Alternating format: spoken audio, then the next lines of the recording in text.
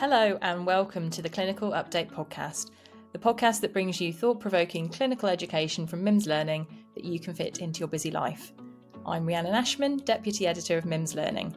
Today we're talking about environmental sustainability in primary care. Now, this is a collection of words that crosses my radar every now and then, and I see it on the agenda at conferences and occasional reports and that sort of thing, but in all honesty, I've never sat down to think about the details of what it actually means. So I'm looking forward to being enlightened and hearing some practical tips from my guests on the podcast today. Dr. Matt Sawyer and Dr. Mike Tomson, both are former GPs. Matt now runs an environmental sustainability consultancy and writes and presents on the topic regularly. Mike was the founding director of Greener Practice, the UK's primary care sustainability network, and is now trustee to the Centre for Sustainable Healthcare. He's involved in teaching also, and he works on sustainability with the RCGP. Together, they have jointly edited a book on environmentally sustainable primary care, which is out now. So welcome to you both, and thanks for joining me. Thank you for having us. Lovely to be here.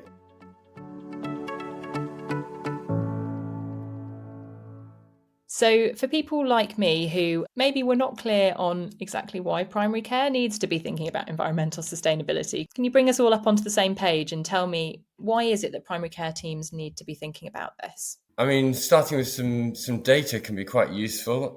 The UK is fairly typical of developed nations. About 5% of the carbon footprint of the UK relates to the NHS. About 25% of that relates to medication in the NHS. In primary care, medication is 60%. So we're a big part of the ecosystem. 23% or 25%, if you want to keep it a bit simpler, of the total NHS carbon footprint comes from primary care. So if we're going to control climate change, then the NHS and primary care has a significant responsibility, and quite a lot of that relates to medication. The other side of it, and I think it's really important to start off looking at both sides, is that what we see in primary care is changing.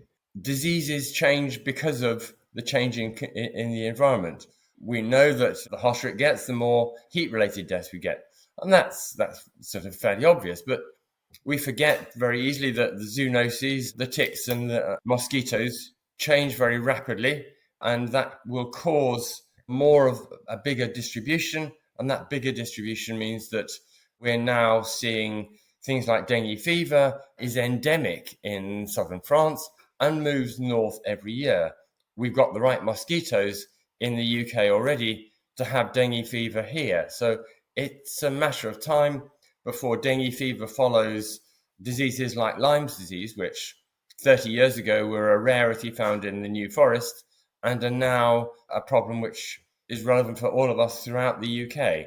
So diseases change. Air pollution, we now know, is causing both indoor and outdoor air pollution, is a significant cause of diseases from dementia to diabetes to ischemic heart disease, as well as the more immediately obvious ones like respiratory diseases and cancers. So we need to think about the effect, the interaction both ways between how we're affecting the planet and how we're changing the epidemiology of the diseases we see at the same time. For myself, I think that this is a new way or a different way of looking at good healthcare. Environmentally sustainable healthcare is actually just good healthcare. It's about preventing illness, it's about health creation, it's about treating and managing diseases optimally, it's about using the least environmentally impactful method to be able to treat that disease or that illness. So for some, it's 50% of asthma globally is caused by air pollution. We know that 50% of dementia in the UK is preventable through lifestyle choices and social and economic and commercial determinants of health. If we could avoid having some of these conditions in the first place, that would be fantastic. So some of it's about how we could tackle inequalities within healthcare and inequalities within health and disease, but we're doing it in such a way that doesn't cause or exacerbate some of the illnesses. So, for example, we can treat asthma in a number of different ways, or respiratory diseases in a number of different ways. if we can do it in the least environmentally harmful way, that's actually going to get the best outcomes for the patient in terms of disease management, well, actually, that's just good healthcare. That's just good disease management. And so for me, it's really about highlighting that this isn't a separate issue. This isn't something else to do. It's actually doing what we should be doing anyway, providing good healthcare and creating good health for our population. It's just that it's a slightly different way of approaching it. It sounds like we've got three different strands. Maybe we've got this kind of bi-directional relationship in terms of the impact of the healthcare system on the environment, the impact of the changing environment on the healthcare profile of the population. And then you've also got this idea of it just being good healthcare, optimizing, prescribing, and that sort of thing. So can I ask you to talk a bit more then about the sort of specific conditions, I guess, where GPs might want to have in the back of their mind that they might be seeing changing profiles as a result of climate change? I guess asthma is a really good place to start. The propellants that power the metered dose inhalers that have been very popular in the UK for many years are fluorinated gases, and as such they last for an incredible length of time, and they're very, very powerful carbon agents. So a significant bit of the UK's carbon footprint relates to anaesthetics and metered dose inhalers. At the same time, we've got evidence that, very good evidence, that the UK's performance in treating asthma compared to the rest of Europe or other comparable nations, we don't do nearly as well. We have more deaths, we have more morbidity, and we have a higher number of people being treated primarily with relievers rather than being actually enabled to prevent their problem. We've not addressed asthma as effectively as we can. And the third element of asthma is we know that most people, when they're given a device and told to get something out of it, will use the sort of in-breath that is most suited to a dry powder inhaler and less suited to a metered dose inhaler. So we have the device, which we don't use very well. We have a condition which we're not treating very well, and we have propellant in the most commonly used group of treatment devices, which is a major carbon burden. And there's a wonderful opportunity there to improve the care, to move to more preventers. So actually, we don't have lots of people on short-acting beta agonists as their main treatment, which doesn't control their treatment very well. I mean, if we thought about treating rheumatoid arthritis only with non-steroidal anti-inflammatories, because that's going to control your problem and that's your reliever, and gave people the same level of option of, well, you can have a preventer if you want, but we're not really very convinced about it, we'd be laughed out of court. I mean, you can't treat rheumatoid like that. I'm not sure why we've got to treating asthma like that either. I think we know that the reason that in the UK we have such a high proportion of people treated with metered dose inhalers is because they were cheaper initially in the UK, and that's why we have 80%, or had a couple of years ago, 80% of people treated with metered dose inhalers, whereas in Denmark they have 80% of people treated with dry powder inhalers, and they have better asthma outcomes as well. So there's a condition where there's so many things that we can gain, and there's so many benefits to patients, and financial benefits, and environmental benefits, and greater quality of life benefits. Why aren't we looking at it? In terms of the conditions that are seen in general practice, if we had a look at why they're being caused, whether it be heart disease, cardiovascular disease, across the board, a lot of them are being contributed to by the way that we live in society. It's the social, commercial and environmental determinants of health. And so for me, the most environmentally sustainable way of managing the conditions that we see is to prevent them in the first place.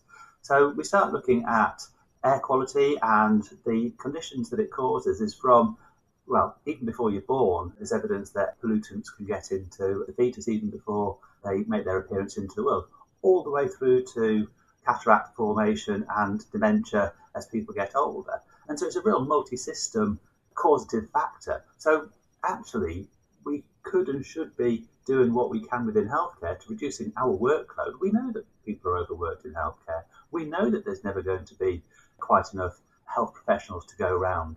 So making our lives a little bit harder by contributing to some of these problems just seems nonsensical. So one example is that we did a travel survey at a practice and added up the number of miles cumulatively travelled across a year by the staff.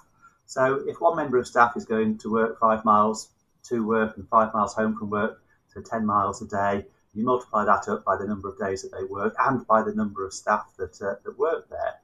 Actually, the practice was getting to 250,000 miles a year.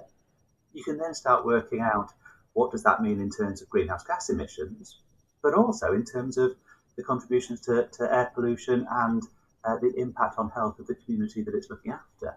And you start finding some quite horrific figures that we know that air pollution and poor air quality cause a lot of problems. We know that healthcare is responsible collectively for about 14% of the traffic on the roads, if memory serves. So actually we're part of the problem, and the people that we're seeing in practice are in part being contributed to by us, by the way that we're delivering healthcare.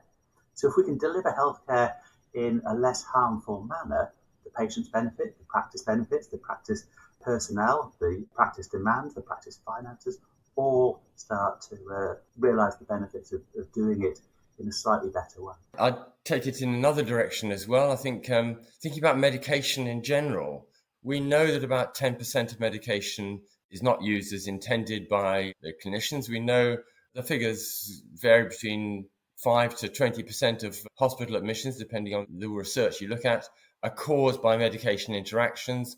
We know that the more medication somebody takes, the more likely they are to have problems from those. We know that in areas of greater deprivation, people are more likely to be on more medications for the same level of illness.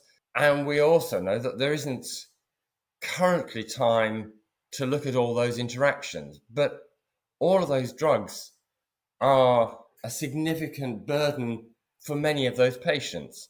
And many of those patients don't necessarily, when they're 80, want to go on taking something to prevent problems which might never happen, or they're not fully informed of what the advantages are of taking it. We're following a protocol which is designed for a single condition rather than following a patient preference for how they want to be treated. As well as prevention, we need to be looking at patient empowerment, patient consent, patient involvement. That's such a crucial part of enabling people to have better quality lives and reducing the burden of medication that people are taking because they dare not take it, or they're taking intermittently in ways which is very damaging, or taking medication with a significant anticholinergic burden. It's quite easy to add up an antidepressant and then some metformin and then an antihistamine, and suddenly you've actually got an anticholinergic burden for this patient, which is making them more likely to fall, more likely to have constipation, for which they're then going to be given more medication, and more likely to get confused, for which they're then going to take the medication in the wrong order and get admitted. So the medication burden, and every medication, because 80% of the carbon footprint of a drug is normally the manufacturer, it's not the transport or the packaging. The more we get driven to prescribe more, the higher the risk to patients. And looking at that is, I think, a really important part of being more sustainable and providing better healthcare. So lower doses and lower use of medication is actually associated with, in many ways, with better health outcomes. If we can offer more talking therapies rather than SSRIs, which I think the data is 35% increase in SSRI prescribing over a 6-year period to a year or two ago. It's possible that depression has increased by 35% in that time, but I think it's more likely that we're just being driven to prescribe more, and that prescribing may be causing more harm, or may be causing harm as well as good. And enabling patients to have more choice in that is a really important part. So we go from preventing it if we can, and greater access to being outside, greater connection with other people, greater use of green and social prescribing as a preventive, to using more talking therapies, and then, if necessary, changing the specific drugs. But those are really important bits of improving care generally and ensuring that every drug we give is as useful as possible to the patient. Both of you, I noticed, mentioned, Matt, you mentioned health inequalities, and Mike, you mentioned sort of areas of higher deprivation. Can I ask you to talk a bit more about that in terms of how that interacts, I guess, with environmental sustainability? What primary care need to be thinking of? There's huge amounts of evidence and research that we can start to look at how the natural living world makes health worse, or poor quality natural living world. So, for example, if we went to some of the most deprived places and counted how many trees or how much birdsong we could hear, both of which we know are factors in promoting good mental health, for example, and we then went to an affluent area and counted how many trees or how many birds we could hear singing, we know that there would be stark differences. We could have a measure of air quality. We know that the people who have got the least money, so the bottom 20% of centile in the UK, are the ones who are least likely to have a car. So actually being able to be blamed as contributing to poor air quality is unrealistic because they don't have the car. Who's got the biggest cars? It's more likely to be those who are affluent. So we can already see that there are worse air quality, worse access to fruit and vegetables, fresh fruit and veg. There's food deserts in areas with greatest inequality. So we can start to see that there are all of these factors which actually, if we were able to aid and assist that sort of system change so that people did have access to cycling routes, walking routes, safe streets to be able to be physically active in, that they did have access to a healthy, balanced, nutritious diet that was affordable, that they did have access to clean air, which is generally outside of their individual control, that actually we start to see some of those positive knock-on effects. So one of the things that we have got in healthcare that we sometimes might forget is our influential voices. You know, we are that trusted voice. And I think a lot of that is because we're not providing a service for direct payment, so that we've not got a vested financial interest. So I think that we've got this powerful voice that can actually make a difference. And it's about how can we find that voice? How can we say, actually, the natural living world is what we as society rely upon? If we've got a good quality natural living world, we tend to be better. If we've got a poor quality natural living world around us, we tend to be worse from a health perspective.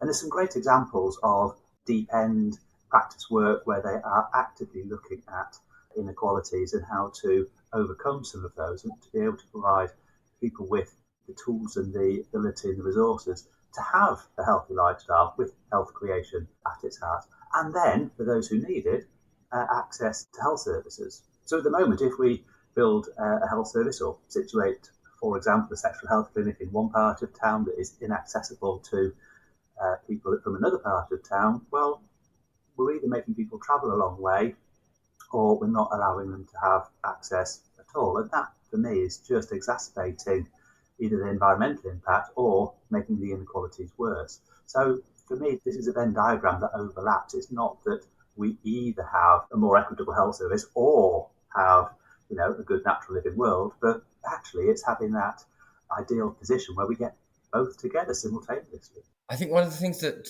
people are continually surprised by, though, is that if you compare the exposure to air pollution of three families, all who are doing the same journey from home to school for the school run, the sort of normal 2-3 miles school run, and you think about walking or cycling or going in a traditional car, which one of those has the highest air pollution? And people always think, oh, it's going to be the pedestrians. And actually, that's the wrong way around. It's the car drivers who get the highest pollution because their engines are producing lots of pollution very close to them. And despite good engineering systems, they will get a proportion of that as well as the air pollution from around them in the street. Whereas the people on the side of the pavement, particularly if they walk away from the curbside, are going to have a much lower air pollution exposure, and cyclists have a lower air pollution exposure than drivers. So it's another example of how those who are better off are causing problems for others, but actually that doing that is making their own health worse as well. That's a really interesting twist on the story around how everything's affected. It's all interlinked, isn't it? We've covered off so many things already, so many different strands around the sort of preventative medicine, medicines optimization and appropriate prescribing and things. And then you've also got the non-clinical side of things that you were talking about, Matt, earlier in terms of staff travel to the practice. I think the other thing that I'm thinking about is the kind of individual action, I suppose, and how you empower people to take individual action to improve things. And then you've got the practice-wide action, and then you've got the sort of more systems change. For anybody who's, I guess, feeling perhaps slightly disempowered about what they can do on an individual or a practice level, what would be your kind of top tips that you would like them to go into work tomorrow morning and do differently? For me, the first thing that I would do is stick the kettle on and make a cup of tea. And the question is why? And it's really because it's about opening up a conversation. It's about talking to other people in the practice about what's important to them. What's important about the natural living world? Is it that you can go for a walk with the dogs and see the sunrise or the sunset, or walk through the crisp leaves of autumn, or see the shoots of spring? What is it that is important to them? And actually, you start finding this common ground, and you start having these conversations of, well, yes, I'm really annoyed that our energy bills are so high because we leave the lights on all the time, or I'm really annoyed that my kids keep coming in with coughs because they walk down the main road, and actually you start building that common ground. And for me, most people want to do something. Most people are wanting to have clean air to breathe, nice food to eat, warm practice to work in, not that's leaking money in every direction. So having that cup of tea and opening that conversation can make a real difference. I think we sometimes also forget the power of being a role model, and we are all role models. If I said to you that I was in the market for, let's say, a new toothbrush, I could ask you two for recommendations, or I could ask anybody who's listening for a recommendation, and you would tell me, oh, I've got this great one and it's really good because of all of these features or whatever. And you are then providing me with inspiration to go and to change my behaviour, to go and do something different. And I think that is really important. So actually, on Monday morning, take in those vegetable samosas that you made on Sunday. Show people practically a thing that you've done, and suddenly everybody's now had a plant-based meal for Monday lunchtime or their snack, because you've demonstrated that this is important to me, this is a thing that I've done, and would you like the recipe? And actually, it's being that positive role model through your actions that can really help to inspire others. So the two things that I would do on Monday morning is I would make a cup of tea and I would take people a pea and potato samosa or something similar, because you can then open up conversations. And that, I think, is the first step, because trying to do these things on your own is really lonely. It can be really frustrating because you feel like you're a lone voice. And actually, if you've got one or two or three other allies, actually you can do almost anything. You can do everything. But you need to have those other people on board and alongside you. I'd add in that sometimes as well as in the practice, you're going to have enormous possibilities from the internet available community. There's the Greener Practice WhatsApp discussion groups are very active, very full of advice, very full of people willing to share their experience of what they've done, and the inspiration from that connection is really good. So it's very much finding what you want to do and finding people that you want to do it with.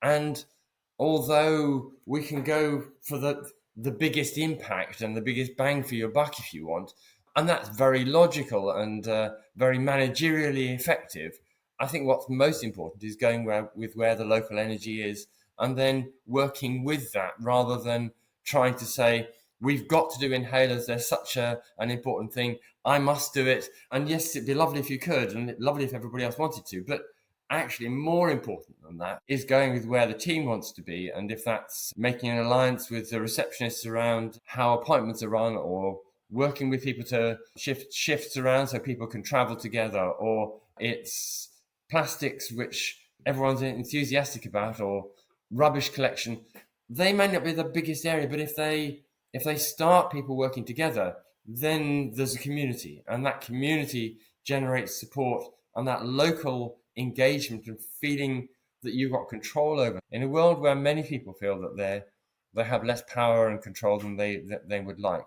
and giving people satisfaction in the NHS when there are so many stresses is more important than the perfectionism of you've got to do anticholinergic burdens on every patient over the age of 80. Well, maybe that'd be great, but let's be realistic and work together and work with where the energy is, and question the assumption that there's anything which is an individual action. There's always somebody in the sustainable primary care network who would want to work with you and build on what you're doing, so that there's no such thing as an individual. There's always a group that you can join. I think it's absolutely. I think it's very important to not think that perfection is the only way. I use the idea of 50 Shades of Green. Now, I understand that there's a book, 50 Shades of Grey, which I would imagine is about graduated behaviour change. I haven't read it. So 50 Shades of Green is, we're not, at one end we're not green at all, at the other end we are as green can be.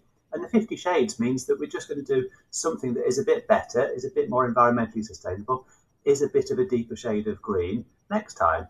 And it's not one step, it's not a binary, black or white, green or white, it's a graduated approach. So I think that for people, it's recognising that plastics and recycling and turning the lights off might be at the lower end of greenness, still important to do, may not be at the dark green end, but it's on that spectrum, it's going to get us there. So I think 50 Shades of Green is worth keeping in as an idea in mind. I like it. Have you got any examples of good practice? You mentioned, Mike, the sort of the sharing of experiences and learning from each other. Do you have any favourite examples that you've heard of? I'm immediately going back to this week's discussions on some of the greener practice lists, and Matt was involved in these. The really boring thing of waste disposal, but actually waste disposal is fascinating. And enabling people to support the introduction of tiger bins, making sure that people know which bin to use. It's very, very minor, but actually I saw 15, 16 different people contributing to that discussion in the space of a few days. That's really empowering for a whole range of people on a really mundane issues.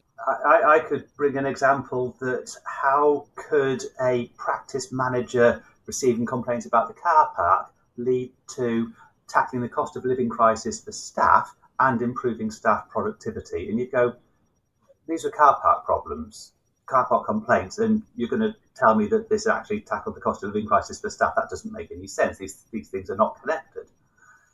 So we had a look at, we worked with the practice, and the practice worked out that if they could enable some of their staff to lift share, that actually they could reduce the demand upon their car park and free up some spaces for the patients, so reduce the complaints to the practice manager. So the question was first asked, well, why isn't this happening at the moment? Would anybody like to do it? And if so, what can we do to enable that to happen? And unsurprisingly, the staff loved each other. It was a good camaraderie, it was a good morale, a good team to start with, but they actually wanted their shifts to coincide with each other so that they could share a car together.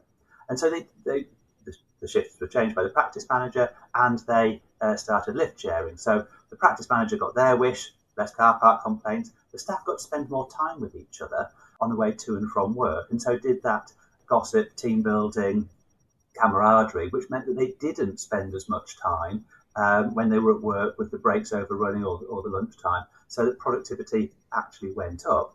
And of course, because they were there was only one person putting petrol in the car, or they were quartering the amount of petrol that they were buying, suddenly it meant that they had more money in their pocket. So it also had benefits from a planetary perspective, less cars on the road. They spent less time in traffic because there were less cars on the road. So from a planetary perspective, from a practice perspective, from a population perspective, from air quality, from a practice personnel perspective, and from a patient perspective, everybody won. So if we see a problem that is occurring within a practice, it's how can we use this greener lens of environmentally sustainable primary care to think about what the solutions might be, so that this is not just let's build another car park, let's double the size of car park and all the expense that would entail, and we wouldn't have had any of those additional benefits as well. So the book is stuffed full of case studies of examples of people in practices up and down, not just the UK, but also Ireland, Canada and Australia, and the things that they have done. And it is almost awe-inspiring, I would say. As Matt says, whether it's clinical and how we make complex decisions and how we look at problems and how we can think about improving quality, and the importance of remembering that most of the guidance that we have that applies to primary care isn't based on primary care populations. The research is done on a single condition, and you can't see somebody in primary care. Certainly, I never saw anybody in primary care who only had one problem. I mean, you were always seeing people with multiple problems where there isn't good advice. So we should be enabling patients to make choices about what they do, because each one of them is unique and they will want to make a different decision. And doing that will both empower them, but also it will reduce those many prescriptions which are made just to finish the consultation and to tick the quaff box in a way which can be quite destructive for everybody and for the environment. If any of our listeners wanted to be involved with the conversations, the WhatsApp groups that you mentioned, how would they get involved with that? How would they join that conversation? They'd look at the Greener Practice website, www.greenerpractice.co.uk. There are 7 or 8 different discussions going on at any time on clinical and respiratory areas, non-clinical carbon, or working with big organisations, people who do stuff at ICB level or other bigger levels. There's lots of different groups. You don't have to be deluged with all the stuff about areas that you're less interested in. Well, I've really enjoyed hearing about that. I'm feeling very inspired, actually. And I think that what's nice is to think about the incremental changes, to think about the knock-on effects, the improvements to people's health, but also the sort of societal improvements, financial savings. And I like the thought that primary care teams are hugely overwhelmed, and the idea that, you're not suggesting that they take on an extra burden, but that they just do what they're doing already, but slightly differently. So, hopefully that has given people a lot of food for thought, and they'll feel empowered and inspired to make some small changes in the right direction. I would absolutely echo that this is about, the default position is that this is not something extra. This is about doing what we do, just in a more environmentally sustainable way. So, this is about good healthcare, good for patients, good for practices, good for practice personnel, and good for planet simultaneously. And it helps us improve the way we work. We address groups who've traditionally found access harder. It supports the move to address inequality. It supports the move to enable people to have their consultation, and for this to be patient-led rather than the traditional old-fashioned patriarchal care. So it's very much part of the way forward, which fits with really important other movements. So thank you so much, Mike and Matt, for joining me. I've really enjoyed that discussion. The book that Mike and Matt have edited is titled Environmentally Sustainable Primary Care. So this practical guide for primary care provides a context-specific introduction to the sustainability challenges associated with good healthcare delivery, and provides easy to implement but impactful actions that can be taken to reduce and mitigate the impact of primary care on the living world, while also looking at the impact of the changing planet on healthcare that people will encounter. So if you are interested, then do take a look at that. And I hope that you've enjoyed this podcast episode as much as I have. The episode was produced by Till Owen, and we'll be back next week. So I hope you'll join me then.